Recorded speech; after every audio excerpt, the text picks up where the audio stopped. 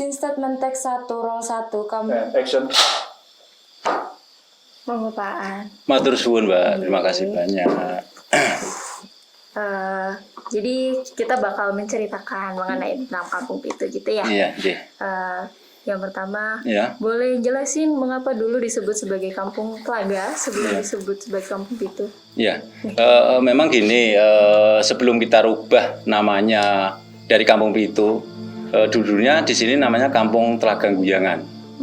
Kenapa kita kasih nama Kampung Telaga Guyangan? Karena di samping rumah saya ini ada Telaga Guyangan. Menurut legenda atau cerita, di situ dulunya dipakai memandikan kuda sembrani, kuda gaib genderaannya bidadari. Setiap kuda itu mau mandi di telaga tersebut selalu menggaan kakinya di sebelah timur telaga. Jadi sampai saat ini di sebelah timur telaga di batu besar itu ada tapak kaki kuda sembraninya, Mbak. Oke. Kalau boleh dijelaskan lebih detail mengenai tapak kaki itu. Sedengar saya kan ada 4. Oh iya, emang dulu di situ ada di batu di samping telaga Guyangan itu ada 4 tapak kaki kuda sembrani. Tapi yang 3 diambil dibawa ke Keraton Jogja, Mbak. Sekarang tinggal 1. Terus cara ngambilnya kalau saya pribadi nggak bisa. Itu harus pakai ritual, harus pakai prihatin terlebih dahulu baru bisa mengambil tapak kaki yang ada di batu tersebut. Kemudian itu berarti yang menyebabkan kenapa dulu disebut sebagai Kampung Telaga gitu Betul, ya? betul, Nje, ya. Kemudian boleh diceritakan gimana kebiasaan dan tradisi warga yang ada di Kampung Pitu, Bapak? Ya, untuk warga kami khususnya kaitan tradisi ya, Pak ya. Iya. Tradisi kebetulan untuk warga Kampung Pitu sendiri itu untuk katanya tradisi itu masih benar-benar nguri-uri, Mbak. Jadi nggak berani meninggalkan tradisi nyampe saat ini. Jadi khususnya untuk tradisi-tradisi yang ada di Kampung Pitu sendiri itu banyak banget, Mbak, untuk tradisi. Salah satunya rasulan.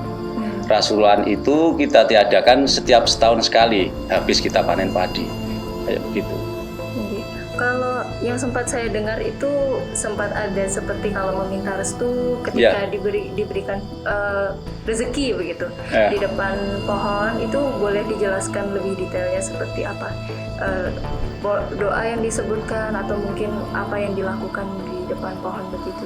Ya, biasanya gini, kalau seandainya sebetulnya bagi warga Kampung Pitu sendiri meyakini bahwa di telaga tersebut itu tempat nomor 1 yang diserahkan bagi warga Kampung Pitu. Terus seandainya warga Kampung Pitu sendiri punya kayak model nikahin anaknya, kalau besar itu harus pertama minta izin ke telaga tersebut. Itu dari juru kunci yang mengantar ke telaga tersebut, terus ritual di situ, Mbak. Untuk ritualnya kita mohon mudah-mudahan untuk hajatan pernikahan apa itu biar sukses, nggak ada halangan suatu apa, cuman sebetulnya minta izin seperti itu sih.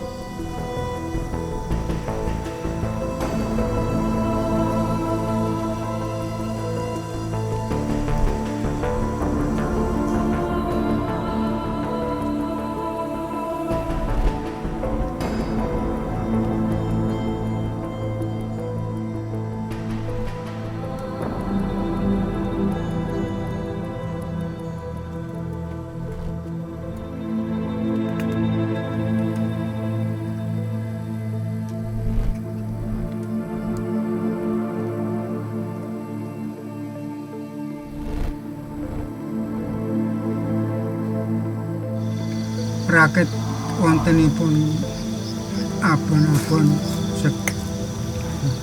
utawi artosari.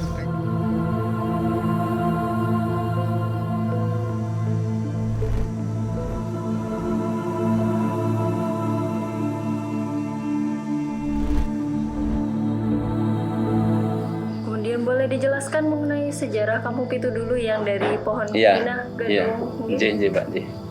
Dari awalnya gini, berawal dari ditemukan sebuah pohon pusaka, yaitu pohon kinah gadung wulung oleh abdi Keraton Yogyakarta. Dari Keraton Yogyakarta sendiri waktu itu punya sayembara atau woro-woro. Barang siapa yang mampu menjaga pohon pusaka tersebut mau dikasih imbalan tanah cukupnya buat anak keturunannya ke depan atau besok. Woro-woro pada waktu itu nyebar kemana-mana, Mbak.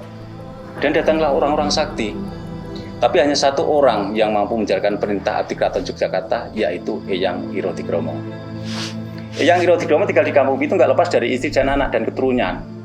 Selang beberapa bulan, disusul sama adiknya yaitu Eyang Tir. Jadi warga Kampung Pitu yang tinggal saat ini itu 2 keturunan kakak beradik yaitu Eyang Irotikromo dan Eyang Tir. Kan ceritanya kayak begitu sih Mbak. Jadi yang memenangkan sayembara pada waktu itu yaitu Eyang Irotikromo atau yang membabat alas pertama kali di Kampung Pitu, Eyang Irotikromo. Dulu mungkin sempat pernah dengar ada pengalaman yang orang Bali yang datang Oh, iya. ke sini, Iya. itu boleh diceritakan? Iya, emang dulu itu pernah Mbak. Waktu itu saya di rumah, terus dapat telepon ya dari teman-teman pengelola wisata juga. Itu disuruh jemput, kebetulan waktu itu saya dapat tamu dari Bali. Minta izin saya, suruh nganter ke Telaga Guyang tersebut.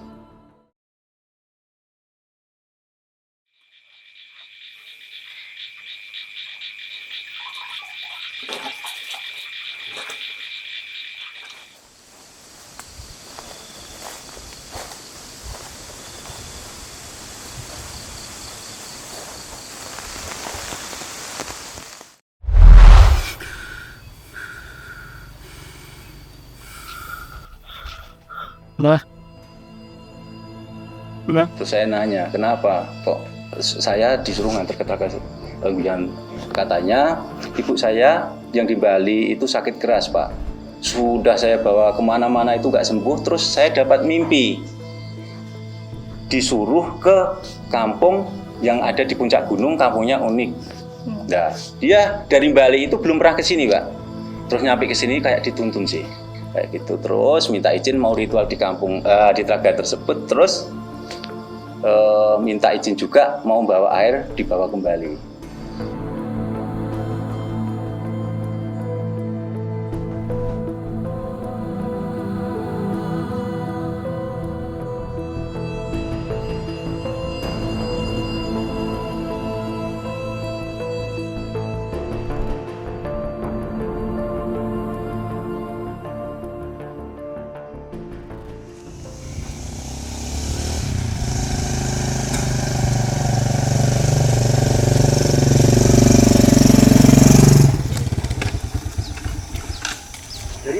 Oh, dari Bali, Mas. Oh, dari Bali. Mau kemana? Ini, Mas, saya lagi cari Telaga Guyangan. Telaga Guyangan? Iya, Mas. Kampung Pitu? Iya, nggih, Oh, Mas. Kampung Pitu. Iya, Mas. Mau main apa mau gimana? Aku ada keperluan, Mas. Oh. Jauh-jauh datang dari Bali. Oh ya, ini kebetulan Pak Di saya juga kan pengelola di Kampung Pitu. Iya. Ini saya hubungin dulu kalau ini. Nggih, Mas, nggih. Masnya dari bawah tadi ya? Iya, main Mas tadi. Wah, Bentar. iya, Mas. Halo Pak D, ini ada tamu buat panjenengan ini.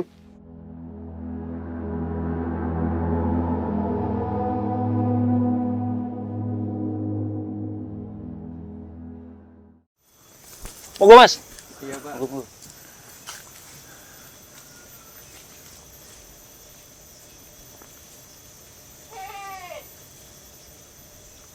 Ya, Mas, silakan masuk Mas. Oh, Mas, silakan Mas. Iya, Pak. Mas, silakan duduk Mas. Iya Pak. Monggo. Yuk, monggo Mas.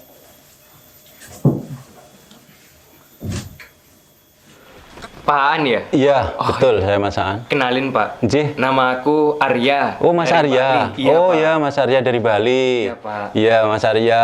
Jadi Pak Aan yang ngurus Kampung Pitu ini? Betul. Kebetulan saya di sini sebagai ketua pengelola wisata Kampung Pitu ini, Mas Arya. Iya. Monggo Mas Arya, diminum. Iya, Pak. Ini ada makanan khas Kampung Pitu. Mau silakan Mas, monggo. Oh, iya, Pak. Ya, monggo silakan. Maaf, Pak ya, bikin repot. Enggak, sama sekali. Monggo silakan.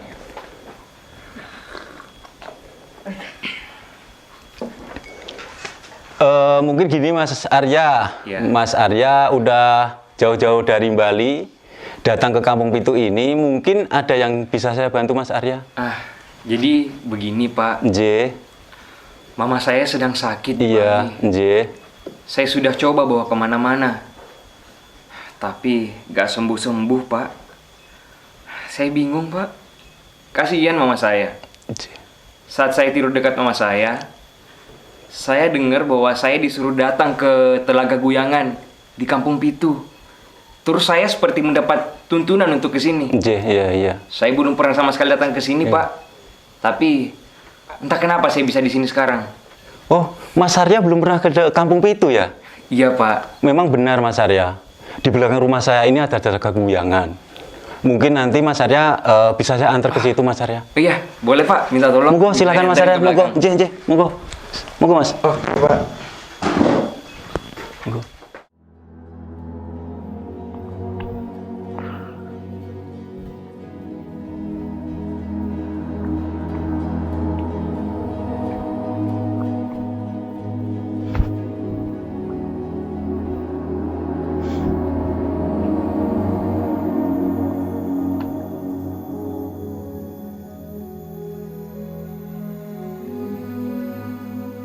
Oke, kita udah nyampe ke Telaga Guyan dan ini telaganya. Terus kamu basuh mukamu 3 kali sambil nyebut apa keinginan kamu. Monggo silahkan. Ya.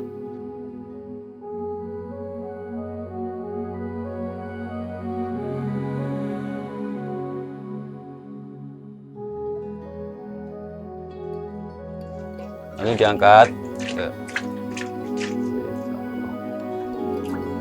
Ya. Ininya ya.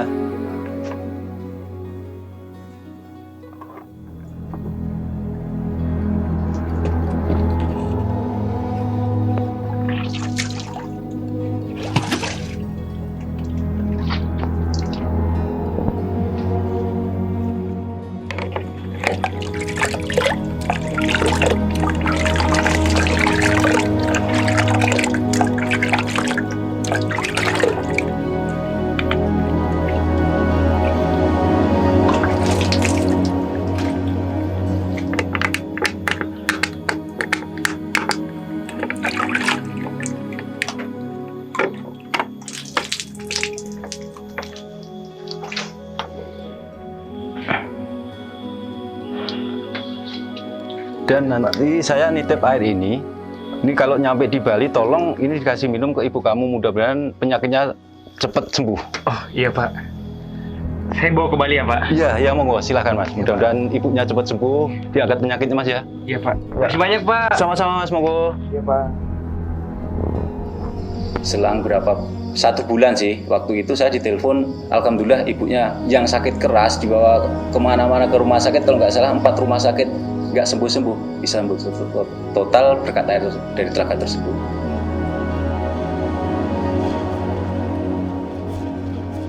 Ma, bangun sebentar, Ma. Aku bawa obat buat Mama. Obat ini aku ambil dari Kampung Pitu, Ma. Di Telaga Guyangan, Jogja. Ayo diminum lah. Semoga Mama bisa cepat sembuh.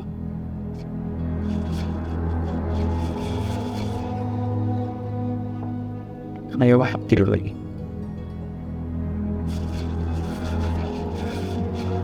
Semoga Mama bisa cepat sembuh ya, Ma.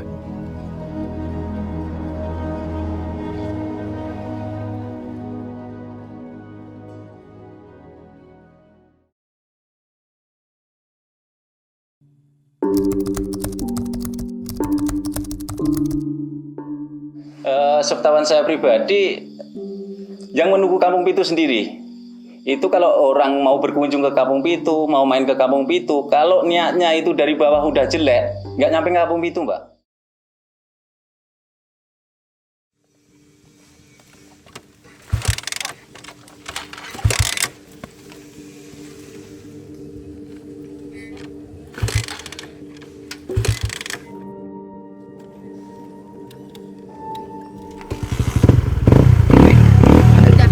Dah, enek.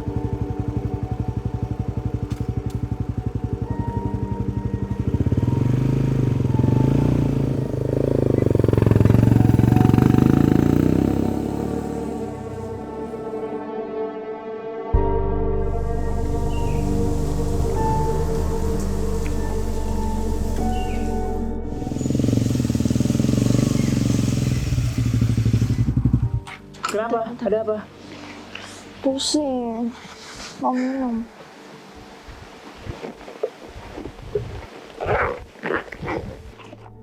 Tapi ya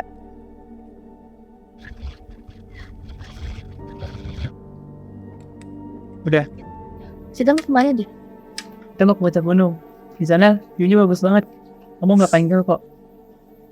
Habis, kalau kita nggak sekalian jauh, aku nggak happy. Ini Ayolah, kau pasti paham kan?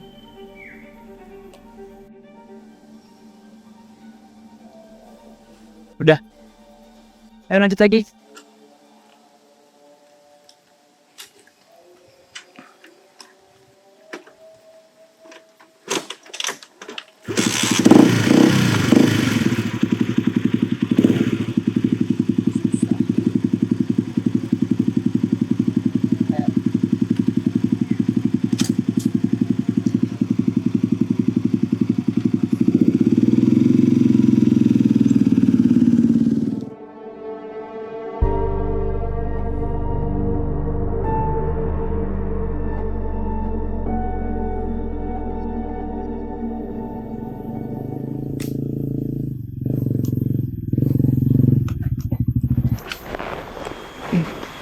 kenapa lagi motor?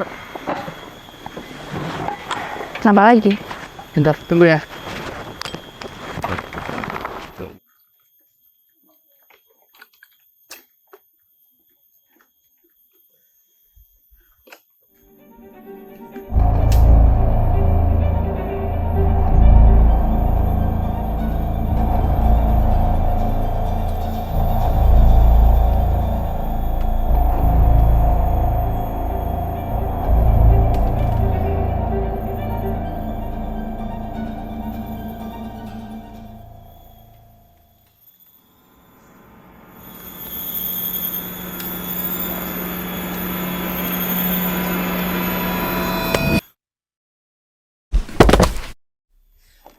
Julian!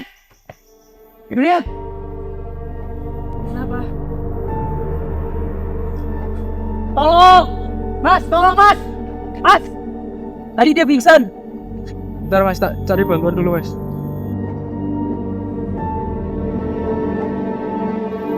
Kamu kenapa? Di jalan pas mau nanjak, itu udah kesurupan. Itu pasti. Itu kalau mau berbuat jahat. Tapi kalau seandainya dia mau berbuat baik, di kampung itu ya gak ada apa-apa sih, aman-aman aja. Jadi kita kayak ada yang dampingin sih. Jadi kita nggak usah stay di situ, udah ada yang mendampingi. Tapi kita nggak tahu itu. Jadi kalau baik itu dibantu gitu betul, malah didampingin Mbak. Kalau ada apa, insya Allah nanti malah aman lah kita. Tapi kalau berbuat jahat, belum nyampe di kampung kita, kampung Pitu ini udah kesurupan pasti itu. Kayak begitu. Jadi insya Allah kalau udah masuk berbuat baik, mau berbuat baik di sini aman sih Mbak, kayak gitu, nggak ada apa-apa.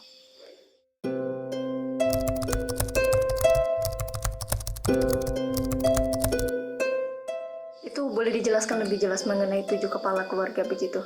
Iya, memang saat ini udah generasi kelima ya. Kampung ini nggak bisa lebih dari 7 kepala keluarga. Dulu pernah Mbak, lebih dari 7 kepala keluarga. Itu kalau nggak salah ada 9 kepala keluarga.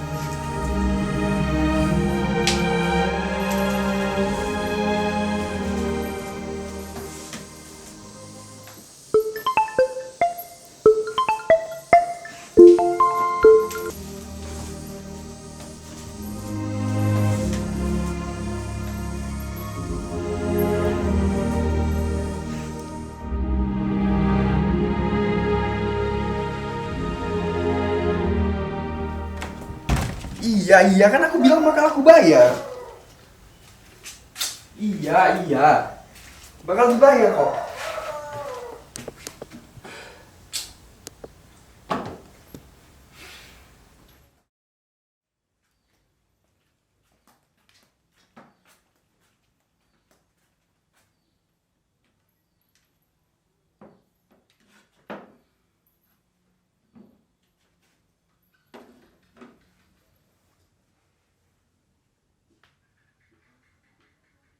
Mas,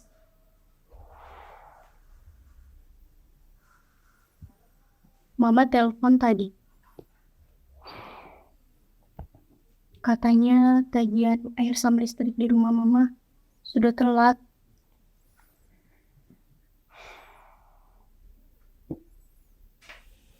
Mas, Kamu tahu kan aku habis-habisan ditelepon tadi? nggak gitu, Mas. Perusahaanku tuh habis ditipu proyek fiktif. Terus sekarang kita harus bayarin cicilan mamamu. Kita gimana? Aku harus gimana? Kok semua kita yang bayar? Tapi kamu janji, Mas. Iya aku janji. Tapi aku janjinya pas aku punya uang. Sekarang kamu lihat. Ini aja ditelepon-telepon. Gimana nih? Nih, kamu lihat. Capek aku lama-lama.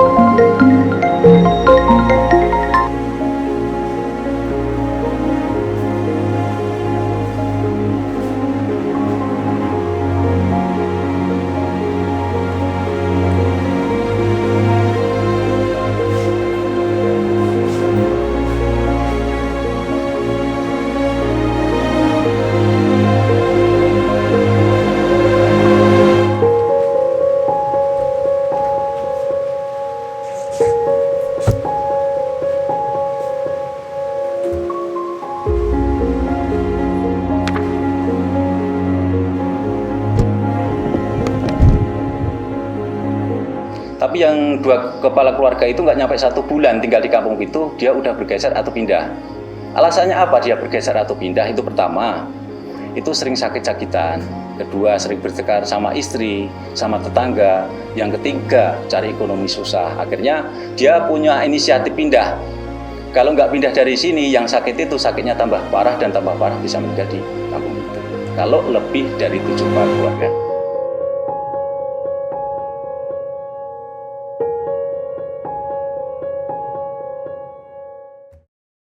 Boleh diminum dulu, Bapak.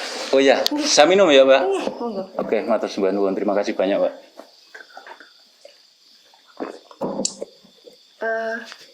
Sangat informatif sekali bagi kami yang sebenarnya masih asing sebelum bertemu dengan Iya, Pak An. iya, Jadi kita punya informasi yang baru, kita punya wawasan yang baru.